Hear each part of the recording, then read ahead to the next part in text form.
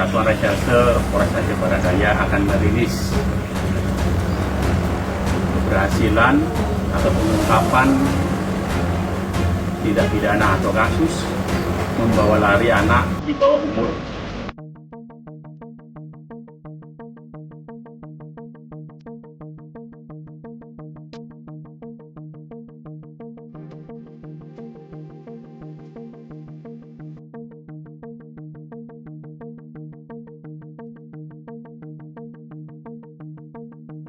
Bersangkutan tanpa izin orang tuanya berangkat ke Medan bersama pelaku.